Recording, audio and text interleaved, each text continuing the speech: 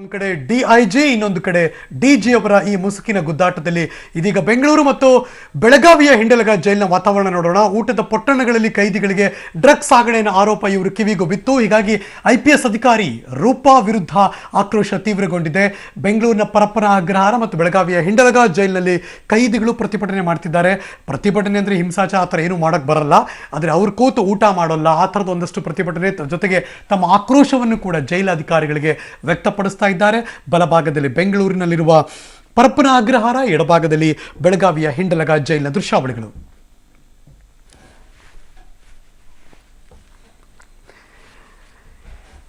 ಇದ್ರ ಬಗ್ಗೆ ಮತ್ತಷ್ಟು ಮಾಹಿತಿ ಕೊಡೋದಕ್ಕೆ ಬೆಳಗಾವಿಯ ಹಿಂಡಲಗ ಜೈಲಿನ ಮುಂಭಾಗದಿಂದ ನನ್ನ ಕೊಲೀಗ್ ದಿಲೀಪ್ ಕುರಂದಾಡೆ ನೇರ ಸಂಪರ್ಕದಲ್ಲಿ ಜಾಯಿನ್ ಆಗಿದ್ದಾರೆ. ಮಾರ್ನಿಂಗ್ ದಿಲೀಪ್. ಹಾಗೆಯೇ ಬೆಂಗಳೂರಿನ ಪರಪ್ಪನ ಅಗ್ರಹಾರದ ಮುಂಭಾಗದಿಂದ ನನ್ನ ಜೊತೆ ಮೂರ್ತಿ ಜಾಯಿನ್ ಆಗ್ತಿದ್ದಾರೆ. Narasimhamurthy, good morning. ಮೊದಲಿಗೆ ಬೆಂಗಳೂರಿಗೆ ಹೋಗಿ ಬರ್ತೀನಿ. ನರಸಿಂಹಮೂರ್ತಿ, ಹೇಗಿದೆ ವಾತಾವರಣ ಈಗ? ವೆರಿ ಗುಡ್ ಮಾರ್ನಿಂಗ್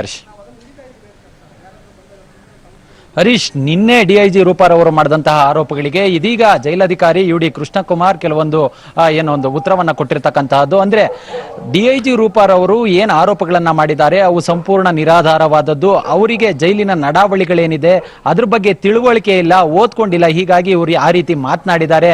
ಅವ್ರು ಎತ್ತಿರ್ತಕ್ಕಂತಹ ಕ್ರಿಯಾಲೋಪಗಳೇನಿದ್ದಾವೆ ಅವು ಸಂಪೂರ್ಣ ಸುಳ್ಳು ಅನ್ನೋ ಮಾಹಿತಿನೇ ಹೇಳಿರ್ತಕ್ಕಂಥದ್ದು.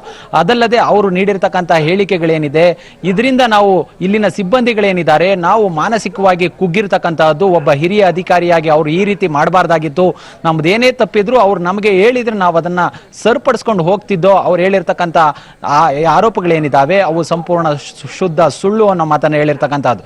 ಅದಲ್ಲದೆ ಈಗಾಗಲೇ ಶಶಿಕಲಾಗೆ ಏನು VIP ಟ್ರೀಟ್ಮೆಂಟ್ ಅನ್ನ ಕೊಡಲಾಗಿದೆ ಅಂತ ಹೇಳಿ ಏನು ಆರೋಪವನ್ನ ಮಾಡಿದ್ರು ಅದು ಸಹ ಸುಳ್ಳು. VIP ಸಂಸ್ಕೃತಿ ಅನ್ನೋದು ಇಲ್ಲ. ಅದಲ್ಲದೆ ಕರೀಂಲಾಲಾ ತೆಲುಗಿಗೆ ಇಬ್ರು ಮೂವರು ಕೈದಿಗಳನ್ನ ಅವರ ಸೇವೆಗೆ ಬಿಡಲಾಗಿದೆ ಅಂತ ಹೇಳಲಾಗಿದೆ. ಆತ ಕೋರ್ಟ್ ಇಂದ ಪರ್ಮಿಷನ್ ಅನ್ನ ತೆಗೆದುಕೊಂಡು ಬಂದಿದ್ದಾನೆ, ಹೀಗಾಗಿ ಅವರಿಗೆ ಅವಕಾಶವನ್ನ ಮಾಡಿಕೊಡ್ಲಾಗಿದೆ ಅಂತ ಹೇಳಿರ್ತಕ್ಕಂಥದ್ದು. ಅದಲ್ಲದೆ ಏನೀಗಾಗಲೇ DIG ರೂಪಾರ್ ಅವರು ಹೇಳಿದ ಪ್ರಕಾರ ಸುಮಾರು 25 ಕೈದಿಗಳ ರಕ್ತ ಮತ್ತೆ ಯೂರಿನ್ ಅನ್ನ ಮೆಡಿಕಲ್ ಟೆಸ್ಟ್ಗೆ ಒಳಪಡಿಸಿದಂತಹ ಸಂದರ್ಭದಲ್ಲಿ ಅವರು ಗಾಂಜಾ ಸೇವಿಸಿರ್ತಕ್ಕಂಥದ್ದು 18 ಮಂದಿಯಲ್ಲಿ ಪತ್ತೆಯಾಗಿದೆ ಅನ್ನೋ ಮಾತನ್ನ ಹೇಳಿದ್ರು. ಅದಕ್ಕೂ ಸಹ ಕೃಷ್ಣಕುಮಾರ್ ಒಂದು ಉತ್ತರವನ್ನ ಕೊಟ್ಟಿದ್ದಾರೆ. ಅಂದ್ರೆ ಹೊರಗಡೆಯಿಂದ ಜೈಲಿಗೆ ಕರ್ಕೊಂಡು ಬಂದಂತಹ ಸಂದರ್ಭದಲ್ಲಿ ಅವರು ಗಾಂಜಾ ಸೇವಿಸಿರ್ತಾರ, ಯಾವ್ದಾದ್ರು ಡ್ರಗ್ಸ್ ಸೇವಿಸಿರ್ತಾರ ಅನ್ನೋದು ನಮ್ಗೆ ಗೊತ್ತಿರಲ್ಲ. ಆಗ ಅವರ ದೇಹದಲ್ಲಿ ಆ ರಕ್ತದಲ್ಲಿ ಹೋಗ್ತಿದ್ದೀನಿ. ಅದರ ಮುಂಭಾಗದಿಂದ ನನ್ನ ಕೊಲೀಗ್ ದಿಲೀಪ್ ಕುರಂದವಾಡೆ ನೇರ ಸಂಪರ್ಕದಲ್ಲಿ ಜಾಯಿನ್ ಆಗಿದ್ದಾರೆ. ಈಗ ತಾನೇ ಮಾಹಿತಿ ಬರ್ತಾ ಇತ್ತು ದಿಲೀಪ್, ಅಲ್ಲೂ ಕೂಡ ಆಕ್ರೋಶ ತೀವ್ರಗೊಂಡಿದೆ ಅಂತ. ಹೇಗಿದೆ ಸಿಚುವೇಶನ್ ಅಲ್ಲಿ? ಹೌದು ಹರೀಶ್, ಏನಂತ ಇಲ್ಲಿಯೂ ಕೂಡ ಆಕ್ರೋಶ ಬಹಳಷ್ಟು ವ್ಯಕ್ತ ಆಗ್ತಾ ಇದೆ. ಒಳಗಡೆ 150ಕ್ಕೂ ಹೆಚ್ಚು ಜನ ಕೈದಿಗಳು ಬೆಳಗಿನ ತಿಂಡಿಯನ್ನು ಸೇವಿಸಿ ಪ್ರತಿಭಟನೆ ಮಾಡ್ತಾರೆ, ಮತ್ತೆ ಹೊರಗಡೆ ಸಿಬ್ಬಂದಿ ಅಧಿಕಾರಿಗಳು ಕೂಡ ಪ್ರತಿಭಟನೆ ಮಾಡ್ತಾ ಇರುವಂತದ್ದು. ಹೀಗಾಗಿ ಇಲ್ಲಿ ಏನು ಡೈಲಿ GG ಇದ್ದಾರೆ ಅವ್ರ ಮೇಲೆ ಆರೋಪ ಶುದ್ಧವಾಗಿ ಸುಳ್ಳು ಇದೆ. ಮತ್ತೆ ಏನು ರೂಪಾ ಅವರು ಮಾಡಿದ್ದಾರೆ ಆರೋಪ ಏನಂತಂದ್ರೆ ಅವ್ರಿಗೆ ಅರಿವು ಹುಡುಗಿಲ್ಲ, ಅವರಿಗೆ ಅರಿವು ಕೂಡ ಇಲ್ಲ. ಯಾಕಂತಂದ್ರೆ ಕಾರಾಗೃಹ ಇಲಾಖೆದ ಏನು ರೂಲ್ಸ್ ಅಂಡ್ ರೆಗ್ಯುಲೇಷನ್ಸ್ ಏನು ನಡಾವಳಿ ಇದೆ ಅವ್ರಿಗೆ ಅದ್ರ ಬಗ್ಗೆ ಮಾಹಿತಿ ಇಲ್ಲ ಅಂತ ಹೇಳ್ತಾ ಇದ್ದಾರೆ. ನಮ್ಮ ಜೊತೆ ಏನು ಮುಖ್ಯ ಅಧೀಕ್ಷಕಿದ್ದಾರೆ, ಬನ್ನಿ ಅವರ ಮಾತಾಡ್ಸೋಣ. ಸರ್, ಏನಾಗಿದೆ? ನಿನ್ನೆ ಸುಮಾರು ದೃಶ್ಯ ಮಾಧ್ಯಮಗಳಲ್ಲೆಲ್ಲ ನಮ್ಮ DG ಸತ್ಯನಾರಾಯಣ ಸಾಹೇಬ್ರ ಬಗ್ಗೆ ತೇಜೋವಧೆ ಆಗುವಂತಹ ಮಾತುಗಳೆಲ್ಲ ಪ್ರಸ್ತಾಪ ಆಗಿದೆ.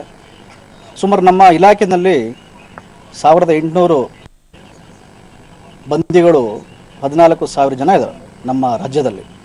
ಈ ಎಲ್ಲ ಒಟ್ಟು ಬಂದಿಗಳನ್ನು ನೋಡ್ಕೊಂಡು ಹೋಗಲಿಕ್ಕೆ ಸಿಬ್ಬಂದಿಗಳು ಬಹಳ ಕಮ್ಮಿ ಇದ್ದಾರೆ. ಇಂಥ ಈ ನಡುವೆ ನಮ್ಮ DG ಸಾಹೇಬರು ಎಲ್ಲರನ್ನೂ ಕೂಡ ಧನಾತ್ಮಕವಾಗಿ ಒಟ್ಟುಗೂಡಿಸಿಕೊಂಡು ಕೈದಿಗಳ ಮನಪರಿವರ್ತನೆ ಮಾಡುವಂಥದ್ದು, ಸಿಬ್ಬಂದಿಗಳ ಸಾಮರ್ಥ್ಯವನ್ನು ಹೆಚ್ಚು ಮಾಡುವಂಥದ್ದು, ಈ ಎಲ್ಲ ಚಟುವಟಿಕೆಗಳಲ್ಲಿ ಮಗ್ನರಾಗಿದ್ದಾರೆ. ಸುಮಾರು 1.5 ವರ್ಷದ ಅವಧಿಯಲ್ಲಿ ಕಾರಾಗೃಹ ಇಲಾಖೆಯಲ್ಲಿ ಒಂದು ಆಶಾದಾಯಕ ಬದಲಾವಣೆ ಕಂಡುಬಂದಿದೆ. ಬಂದಿಗಳನ್ನು ಬಿಡುಗಡೆ ಮಾಡೋ ವಿಚಾರದಲ್ಲಿ ರೂಪಾಂತರ ಕಾರ್ಯಕ್ರಮವನ್ನು ಏರ್ಪಡಿಸಿದ್ದಾರೆ. ಹಲವಾರು ಸುಧಾರಣೆಗಳನ್ನು ತಂದಿದ್ದಾರೆ. ಇವರ ಒಂದು ತೇಜಸ್ಸಿಗೆ, ವರ್ಚಸ್ಸಿಗೆ ಭಂಗ ತರಲಿಕ್ಕೆ ಕೆಲವೊಂದಿಷ್ಟು ಜನರು ಅವರ ತೇಜೋವಧೆ ಮಾಡಿದ್ದಾರೆ. ಇದನ್ನು ನಾವು ಖಂಡಿಸ್ತೇವೆ. ತಾವು ಕೂಡ ಏನಂತಾರೆ ಬೆಳಗಾವಿ ವಿಭಾಗದ DIG ಆಗಿದ್ದೀರಿ, ಏನಂತಂದ್ರೆ ಇನ್ಚಾರ್ಜ್ DIG ಆಗಿದ್ದೀರಿ. ಇವು ಏನು 9 ಪಾಯಿಂಟ್ಗಳನ್ನು ಹೇಳಿ ನಾನು ಆರೋಪ ಮಾಡ್ತಾ ಇದ್ದಾರೆ, 9ರಲ್ಲಿ 8 ಪಾಯಿಂಟ್ಗಳು ನಿಜ ಇದೆ ಅಂತ ಕೂಡ ಹೇಳ್ತಾ ಇದ್ದಾರೆ ರೂಪಾ ಅವರು. ಬಹುಶಃ ಎಲ್ಲ ಸುಳ್ಳಿದೆ. ಅವರಿಗೆ ಕಾರಾಗೃಹದ ಬಗ್ಗೆ ಅರಿವಿಲ್ಲ. ನಾನು ಈ ಇಲಾಖೆಗೆ ಸೇರಿ 11 ವರ್ಷ ಆಗಿದೆ. ಈ ರೀತಿಯ ಮನೋಭಾವನ ತಳಿರುವಂಥ ವ್ಯಕ್ತಿ ನಾನು ಇದೇ ಮೊದಲನೇ ಬಾರಿಗೆ ನೋಡ್ತಾ ಇರೋದು. ಕಾರಾಗೃಹ ಇಲಾಖೆ ಬೇರೆ ಇಲಾಖೆಗೆ ಹೋಲಿಸ್ಕೊಂಡ್ರೆ, ಆರಕ್ಷಕ ಇಲಾಖೆಗೆ ಹೋಲಿಸ್ಕೊಂಡ್ರೆ ವಿಭಿನ್ನವಾದಂಥ ಇಲಾಖೆ. ಬಂದಿಗಳನ್ನು ಮನಪರಿವರ್ತನೆ ಸುಧಾರಣೆ ಮಾಡಿ ಸಮಾಜಕ್ಕೆ ಸೇರಿಸುವಂಥ ಉತ್ತಮ ನಾಗರಿಕರನ್ನಾಗಿ ಸಮಾಜಕ್ಕೆ ಸೇರಿಸುವಂಥ ಇಲಾಖೆ. ಇದು ರೀತಿ ನೀತಿಗಳು ಒಳಗಡೆ ಏನಂತಂದ್ರೆ ಕೈದಿಗಳ ಪ್ರತಿಭಟನೆ ಮಾಡ್ತಾ ಇದ್ದಾರೆ, ಹೊರಗಡೆ ತಾವು ಪ್ರತಿಭಟನೆ ಮಾಡ್ತಾ ಇದ್ದೀರಿ. ಹೌದು, ಒಬ್ಬ ಒಳ್ಳೆಯ ವ್ಯಕ್ತಿ ಒಂದು ಒಳ್ಳೆಯ ಉದ್ದೇಶಕ್ಕೋಸ್ಕರ ಒಂದು ಇಲಾಖೆಯ ಶ್ರೇಯಸ್ಸಿಗೆ ಶ್ರಮಿಸ್ತಾ ಇರಬೇಕಾದ್ರೆ ಅವರ ತೇಜಸ್ಸಿಗೆ ತೊಂದರೆ ಆದಾಗ ನಾವು ಅವ್ರ ಬೆಂಬಲಕ್ಕೆ ನಿಲ್ತಾ ಇದ್ದೇವೆ. Okay, over to studio. Thank you so much Dileep, ಈ ಕ್ಷಣದೆಲ್ಲ ಮಾಹಿತಿಗಾಗಿ.